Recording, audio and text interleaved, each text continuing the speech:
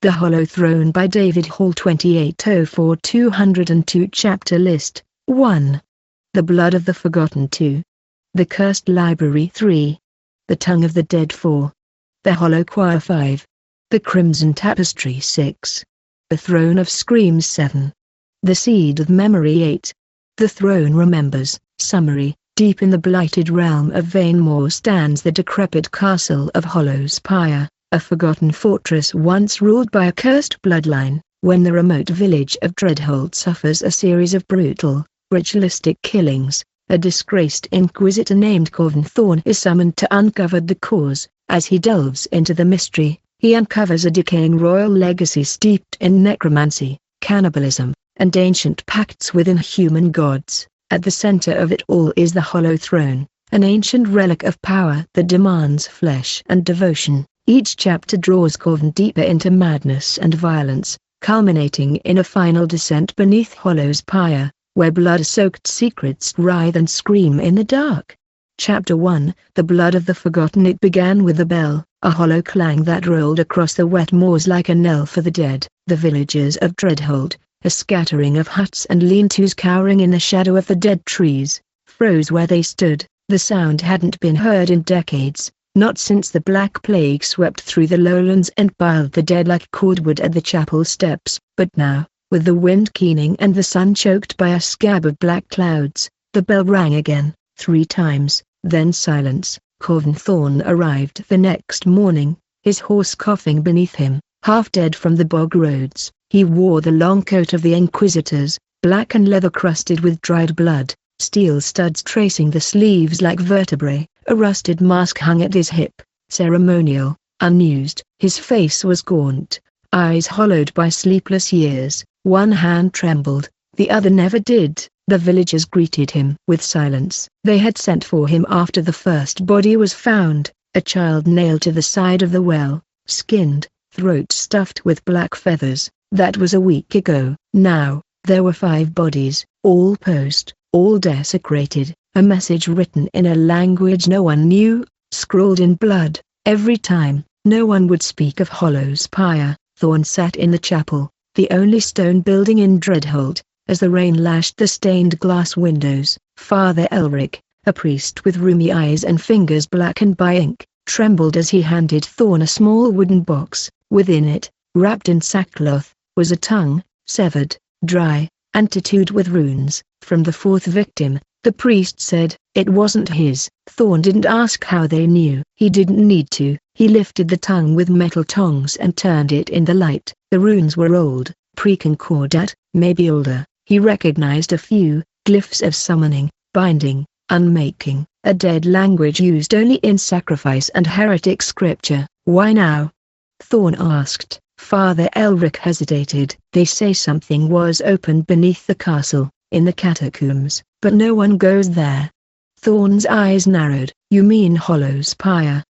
The priest made the sign of the cruciform wheel, fingers twitching. It is a cursed place. It has no master. No one lives there. No one should. But someone had lit a fire there last night. Thorne had seen it from the ridge, a flickering glow in one of the upper towers, pulsing like a beacon through the storm. A heartbeat. He left before sundown. Despite the warnings, he didn't care for ghosts or gods. His past was a slaughterhouse of false prophets and pagan filth. He didn't fear Hollowspire, but the horse refused to go further than the tree line. The castle loomed beyond the twisted boughs, half consumed by ivy and rot. Once a proud fortress of obsidian stone and bone-white spires, it now slouched against the cliffside like a drunkard dying in the street. Windows stared out like empty eyes. One flickered with fire. Thorne left the horse and drew his saber, the blade dull but functional. He passed through the gates of Hollowspire as night fell. The smell hit him first, sweet rot and old blood. Then came the whispers. They slid across the walls like worms, pressing against the edge of hearing. Words he had heard only once before,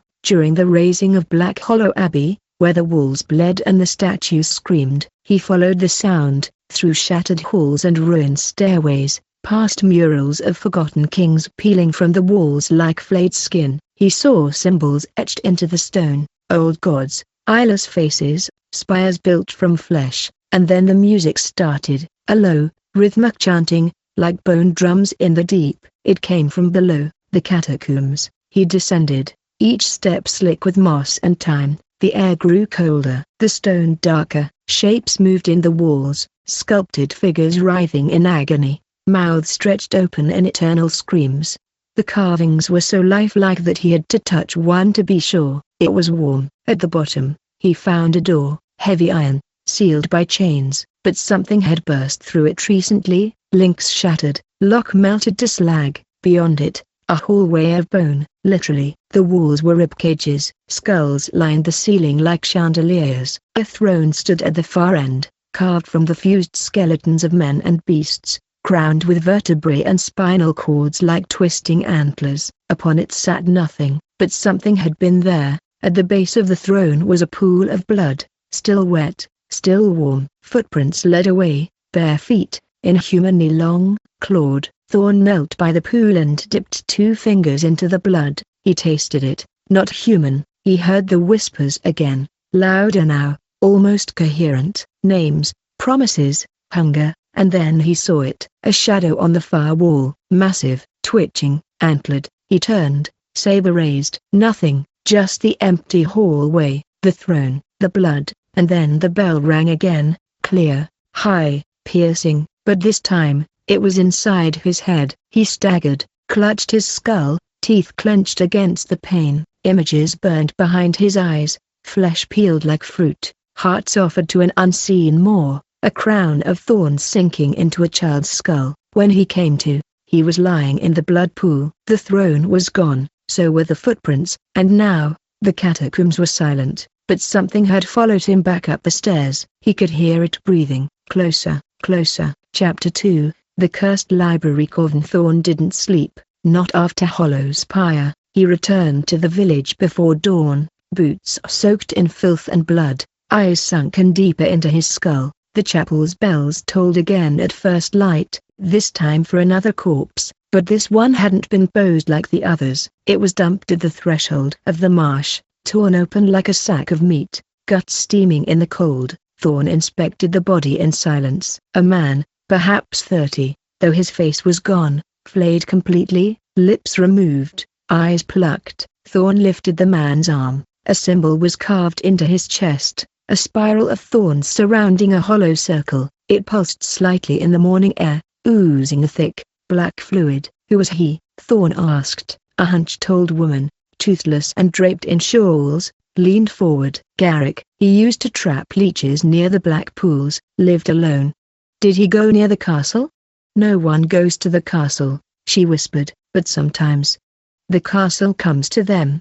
Thorne didn't reply. The words gnawed at his mind. He knew places like Hollowspire, ancient things built atop older things. No foundation was ever empty. Beneath every castle lay a corpse. He had to return, but not yet. First, the marsh. The black marsh spread like a scab just west of the village, thick with bramble and insect hum. Legend claimed it was bottomless in places, that the trees whispered secrets to those who bled on their roots. Most villagers avoided it. Thorne did not. He trudged through the muck, the stench unbearable, piss and mold and rotting meat. After an hour, he found what he was looking for, a circle of standing stones, ancient and crooked, half swallowed by the mire. Something had burned here recently. The air tasted like charred bone and bile. At the center of the circle, the earth was scorched black. A ring of bone fragments lay scattered like teeth. In the middle stood the crude effigy, a child-sized figure lashed together with sinew, moss,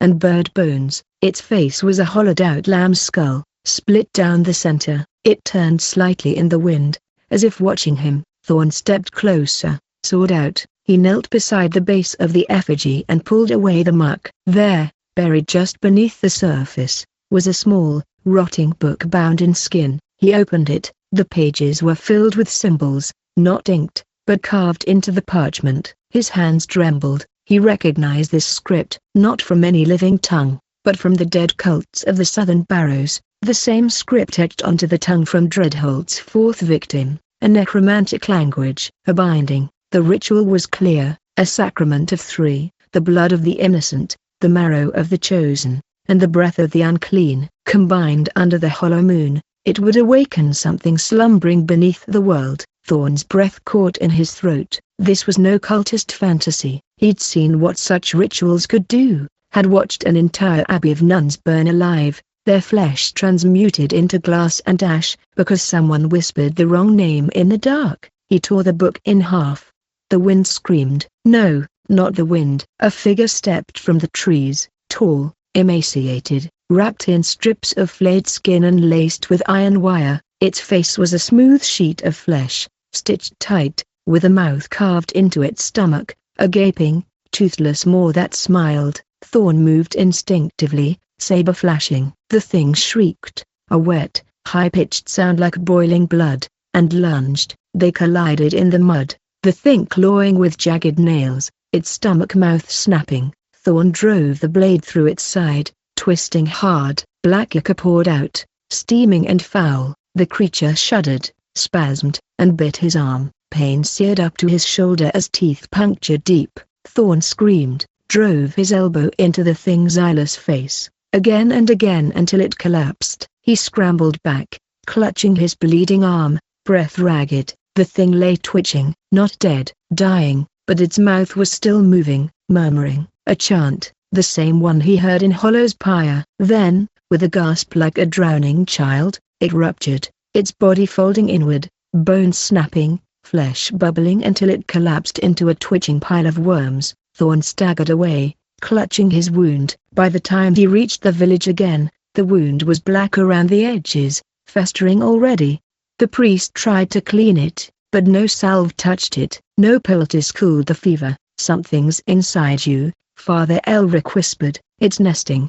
Thorne bit down on leather and burned it out himself, plunging a red-hot blade into the bite, screaming until his throat bled. The wound didn't heal, but it stopped spreading. That night, the bell rang again, 7 times, and in the morning, half the village was gone. No bodies, no blood, just trails of bare, wet footprints leading back into the swamp. Chapter 3, The Tongue of the Dead. They were gone. 37 souls vanished between moonset and sunrise. No screams, no blood. Doors stood open, meals half eaten. Only the prints remained, bare feet pressed into the mud, leading out of the village and vanishing into the black marsh. No one dared follow them. No one, except Corven Thorne. He stood at the edge of the village with a lantern clenched in one fist and the other hand bound tightly over his cauterized wound. Fever still danced behind his eyes, but the infection had slowed. The thing that bit him had left more than teeth. It left a voice,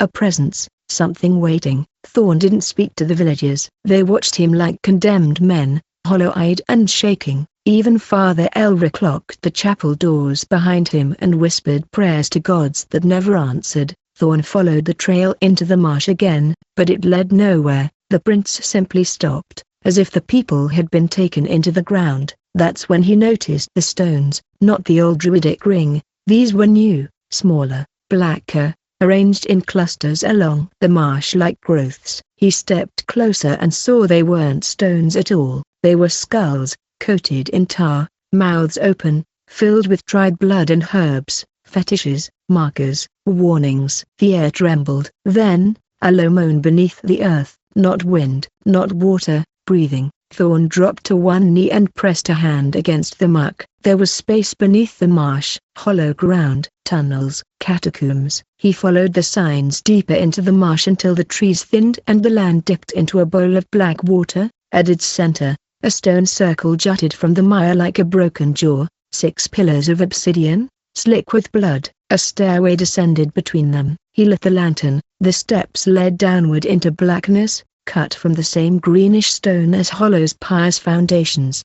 The walls grew slick with moss and lichen, symbols lined every inch, more of a thorn spiral, more script he could barely look at without nausea. The breathing grew louder. At the base, he found a crypt, or something that had once been a crypt. Dozens of sarcophagi, shattered, bones chewed, runes smeared in excrement and blood. The smell was unbearable. Thorne gagged, held the lantern high. He wasn't alone. In the far corner, someone, or something, crouched, rocking slowly, arms wrapped around a twitching bundle. He stepped closer. It was a woman, or had been. Her face was a ruin of scars and raw flesh, lips sewn shut with wire. Her skin was carved with runes, each one fresh and bleeding. In her arms was a child no older than 6, dead, gutted. Thorne saw that the woman had opened her stomach with a knife. Her intestines coiled on the floor like snakes. Inside the wound was a hole,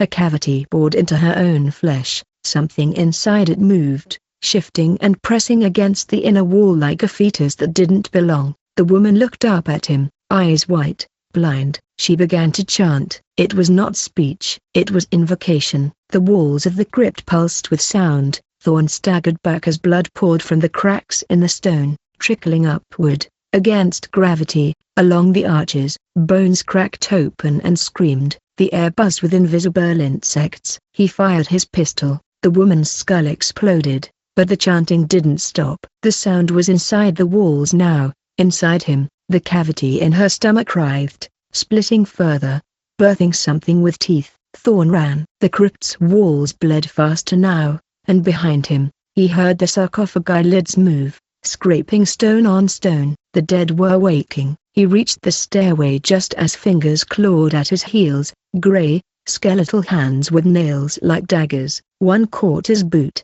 pulled. He slashed down with his saber, severing fingers, and scrambled into the light above. As he emerged from the bowl of a marsh, the wind struck him like a slap. The air was colder now. Wrong. He looked back. The stone circle was gone. No stairs, no pillars, just water, as if it had never been there. But he still held the lantern, still covered in blood, and in his pocket, a single vertebra, small, child-sized, had appeared, wet and warm. He didn't remember taking it. That evening, a new body was found, pinned to the chapel door. Father Elric. He had been crucified upside down, his stomach flensed open and packed with feathers and black salt. His tongue was nailed to his chin. Burned into his forehead was a single word, in the same dead script, return. Thorne stood before the corpse long after the others had fled. The village was emptying by the hour. Some fled south, others simply walked into the woods and never came back. The wind howled. From the north,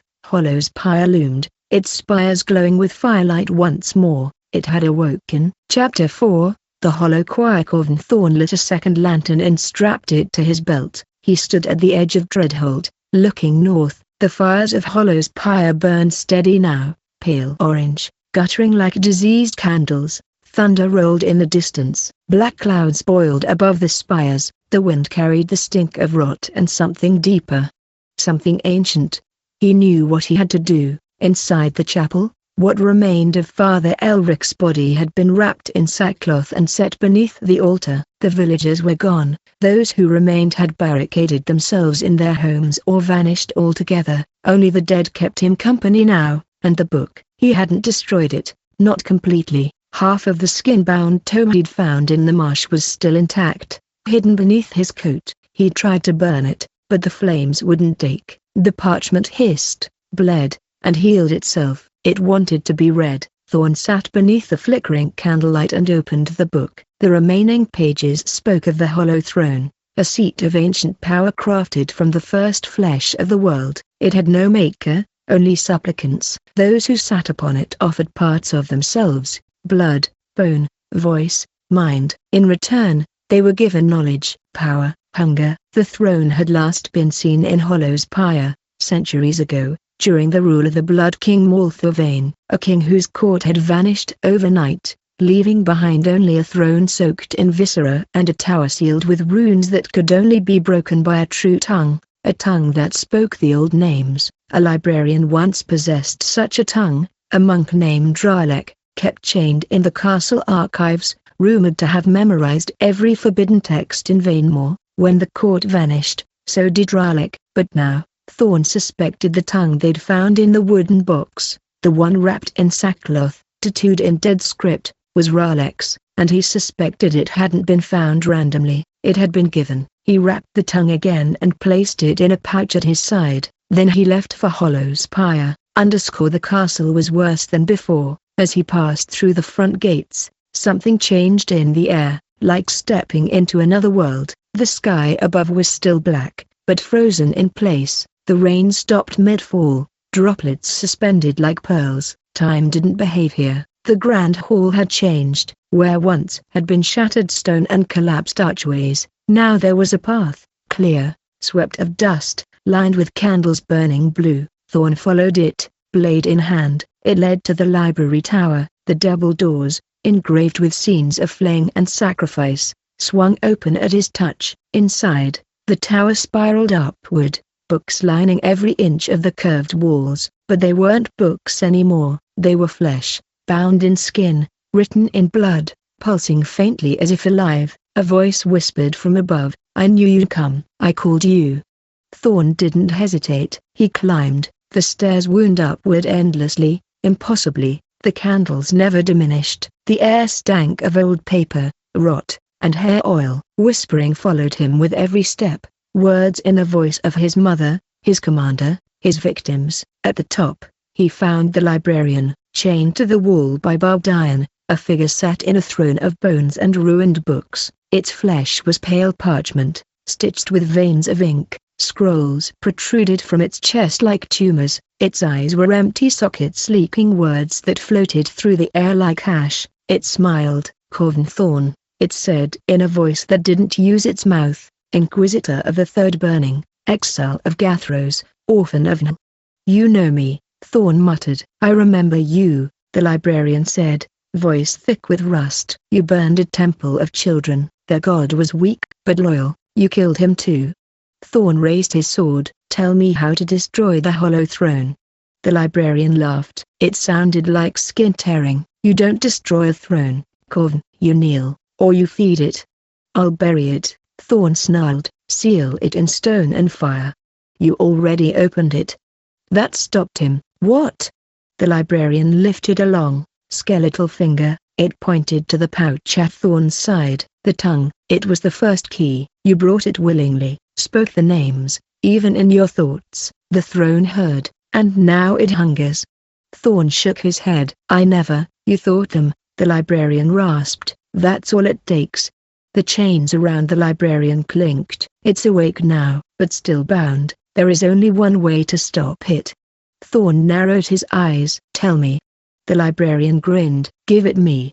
It lunged. Chains snapped as it rose from the throne, claws stretching unnaturally long, mouth unhinging into a vertical gash full of teeth made from letters. Thorne ducked beneath its swipe and drove the saber deep into its gut. Ink spurted out, hissing and alive, wrapping around his throat. He kicked the creature backward into the books. They screamed. The entire tower howled as if in pain, the walls convulsing. Books tore themselves free and flew at him, pages flapping like wings, slicing open his coat and arms. He grabbed a lantern, hurled it into the shelves. The fire took instantly. The tower erupted in blue flame. The librarian shrieked as it burned, voice a chorus of dying children. Its flesh peeled away in curls, revealing a skeleton made of letters, which shattered as the ceiling collapsed. Thorne leapt through the flames, crashing through a stained glass window and falling 2 stories into a pile of ash. He limped away from the tower as it collapsed behind him,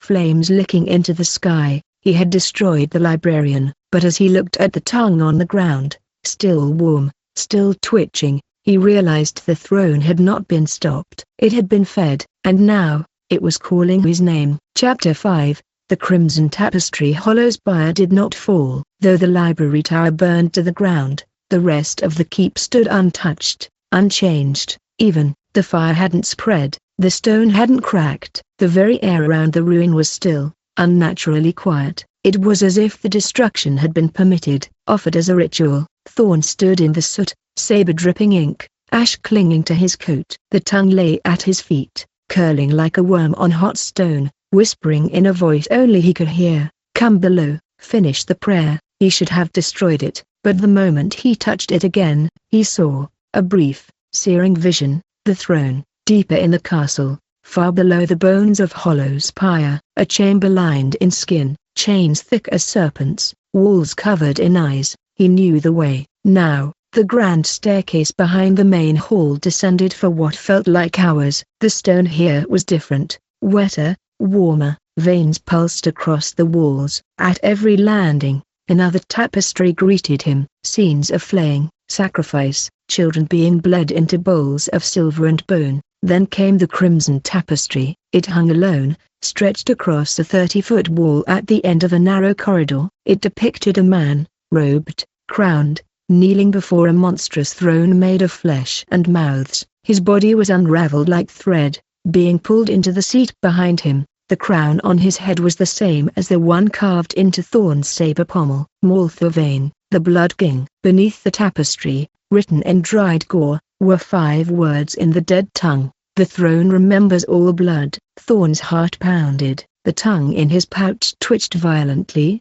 trying to crawl out. He pushed onward. The final chamber was alive, not metaphorically. The walls breathed. The floor beat like a pulse. The air reeked of meat left too long in sunless caves. Runes danced across the ceiling, shedding a sickly green light, and at the center stood the hollow throne. It was not made of wood or iron or stone. It was built from flesh, stitched together from hundreds of bodies, all melted into one blasphemous shape. Faces protruded from the arms, hands clutched the legs. Its back was a screaming, eyeless arch. The seat itself was a yawning maw, rimmed in fangs. It hungered. A narrow causeway led to it. The floor below was a pit, filled with bones, broken teeth, and worms with human eyes. Thorne approached, saber drawn, but before he could reach the throne, they appeared. Figures peeled from the walls, men, women, children, all naked, mutilated, smiling. Their eyes were hollow, their bellies were open, their mouths hung slack,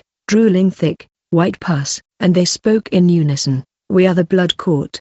Thorne backed away slowly. "You were all dead. We are remembered," they whispered. "He remembers, and now, so will you." They surged forward. Thorne swung his saber in wide arcs, cutting through flesh that offered no resistance. Arms fell, guts spilled, heads rolled, and laughed. One child climbed onto his back and sank sharpened teeth into his neck. Thorne slammed himself against a pillar, crushing it. More came. He fired his pistol, once, twice. The third time, it clicked empty. They dragged him to the edge of the causeway. "We bring you to kneel," they hissed. "You have brought the key. You will speak the name." A voice echoed through the chamber, not theirs, his. "You have seen me. Now you must feed me." The throne's maw opened wider, a skeletal tongue unfurled like a scroll, etched in writhing runes. It reached toward him, tasting the air, dragging itself over the stone with wet slaps. Thorne clenched his jaw. He still held the tongue, the key, but he also held fire. With his last free hand, he yanked the cork from the flask on his belt. Black pitch oil spilled across his coat. He struck the flint on the tongue. The dead screamed.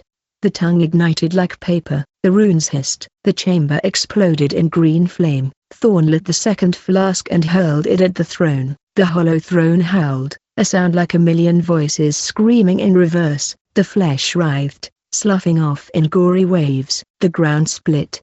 The causeway crumbled. Thorne fell. Darkness swallowed him whole. He woke in a room of silence. White walls, no doors, no wounds, no blood, just a chair. Opposite it sat a man with no face, dressed in stitched velvet robes. His hands were too long. His body had no shadow. "Corven Thorne," he said in a voice without lips, "you fed me well." Thorne reached for his saber. It wasn't there. "You burned the book, killed the librarian, scorched the key." The man tilted his head, "And still, you brought yourself. What are you?" Thorne asked, voice hoarse. The faceless man leaned forward. His mouth split sideways across his chest. "I am the record," he said. "I am the witness, the seat of memory, the price of knowing. You're the throne. I am what made the throne." Then the man opened his robe. Inside was nothing, a chasm of stars, organs floating in blackness, all stitched with threads of light. Corven Thorne screamed as the threads reached for his mouth. Chapter 6. A throne of screams. Corven Thorne did not die. Instead, he awoke, if the word could still apply, to find himself impaled on a lattice of bone and brass, suspended in a chamber far below Hollowspire's foundations. It was neither hot nor cold. There was no sound save for the sobbing of the stone itself. He could not move. Dozens of thin, spider-like filaments held his limbs splayed open. His chest was exposed, ribs cracked, Around him, the bones of the blood court hung like meat in a butcher's hall, twitching gently as if in deep sleep. He was inside the throne, but not as a guest, as a part of it. The thing inside the throne, the presence he had seen in dreams and visions, spoke now without sound. Its thoughts pierced him, raw and immediate, flooding his mind with images, a field of bodies, planted like crops, screaming as the sky bled rot. A church turned inside out, the pulpit gnawing on its congregation. A woman giving birth to herself over and over again, screaming in every tongue ever spoken, and always, the throne, watching, feeding. "You are not the first," it said, "you will not be the last." Thorne tried to resist. He summoned every fragment of will, every hardened memory, every commandment he lived by as a soldier of faith. He spoke the holy names, he bit through his tongue to scream them in blood. The throne laughed, not with joy, with recognition. "Your gods were born of me, your laws, your fire, your sword." The bones around him clattered and rearranged. From the floor, something rose, a mirror, but it did not reflect him. It showed the inquisitions, the burnings, the massacres he had led in the name of purity. In the mirror, Thorne wore a crown of tongues. "You have always worshipped me," it said. "Now you will sit." The transformation began with his hands. Flesh split, nails blackened and curled into talons. His skin became parchment, inked with forgotten runes that bled when read. His blood turned black and smoked where it touched hair. Next came his spine. It bent backward, cracking, stretching to form a seat. His ribs bloomed outward like wings of bone, catching the air with wet snaps. His teeth grew into fangs, his eyes rolled back and became runes. Still, he screamed, but the scream was not his own. It echoed from the mouths of every dead soul sewn into the throne, each one wailing in perfect harmony. The throne of screams was no metaphor, it was a choir, and now he sang with them. Every sin he'd committed in life joined the music, every life he'd taken bled its sound into his bones, and still, the throne demanded more memory, more flesh. It wanted to remember the world. In a high tower far above, the skies over Hollowspire cracked open. A new star was born. No one in Dredholt remained to see it. The villagers were gone, taken or fled. Only carrion birds circled now,